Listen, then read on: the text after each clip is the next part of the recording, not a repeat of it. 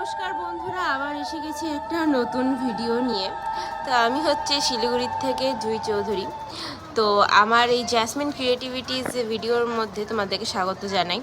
তো যেটা দেখাচ্ছিলাম জামাই ষষ্ঠী পুজো, তো এটা হচ্ছে অরণ্য ষষ্ঠী, তাই জন্য এখানে অরণ্যর মতন গাছ লাগিয়ে তারপরে এই ষষ্ঠী পুজোটা করা হয়।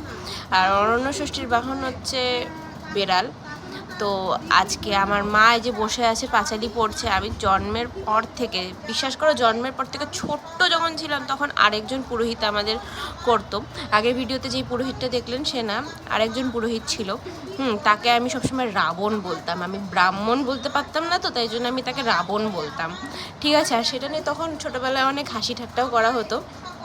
তো আমি ছোটোর থেকে আমি এই পুজোটা দেখে আসছি। আমি এমন হয়নি, খুবই কম হয়েছে, অসুস্থতার জন্য হয়তো 1-2 বছর আমি পূজাতে বসতে পারিনি, এবছরও বসতে পারিনি। হ্যাঁ, কিন্তু আমি প্রেজেন্ট আমি প্রত্যেকবারই ছিলাম। হ্যাঁ, আমার কেন জানি না এই পুজোটা খুবই ভালো লাগে। আমি চাই যে আমার দিদার অবর্তমানে আমি পূজাটা করব। পরবর্তী সময়ে আমার খুবই ভালো লাগে, যেহেতু ছোটোবেলার থেকে আমি এই পুজোটা দেখে আসছি। এই পূজার নিয়ম যখন পাঁচালি পড়ে না, তখন হচ্ছে সুতায় গাঁঠ মারতে লাগে। 7খানা কি 6খানা গাঁঠ মারে। হ্যাঁ, তারপরে ওই গাঁঠটা পাঁচালি পড়া শেষ হয়ে গেলে পরে সবাই মিলে একসাথে টেনে খুলে দেয়। হ্যাঁ, জিনিসটা দেখতে ভারী মজার লাগে। হ্যাঁ, কিন্তু আবার এর পিছনে আবার আছে যে যদি গাঁঠ না খুললো তাহলে কিন্তু কপালে দুঃখ আছে।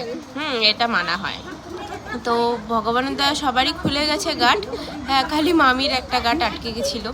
হ্যাঁ, তারপরে এই যে ষষ্ঠী পূজার যে আমটা দিয়ে শাঁট দেওয়া হয়, সেই আমটা খেতে সেই মজা লাগে। কারণ যে আম দিয়ে শাঁট দেওয়া হয় সেই আমটা হতে হবে খুবই নরম। হ্যাঁ, যেটা একেবারে চিপলে পারে রস বের হবে সেরকম। তো এই আমটা খাওয়ার মজাই আলাদা, সেই লাগে এই আমটা খেতে। কারা কারা তোমরা ষষ্ঠী পুজোর পরে এই শাঁটের আম খাও সেটা কমেন্ট সেকশনে জানিও গাইস। নেক্সট ভিডিও খুব তাড়াতাড়ি আসতে চলেছে লোকনাথ পূজার। সঙ্গে থাকুন, সাবস্ক্রাইব করতে ভুলবেন না গাইস।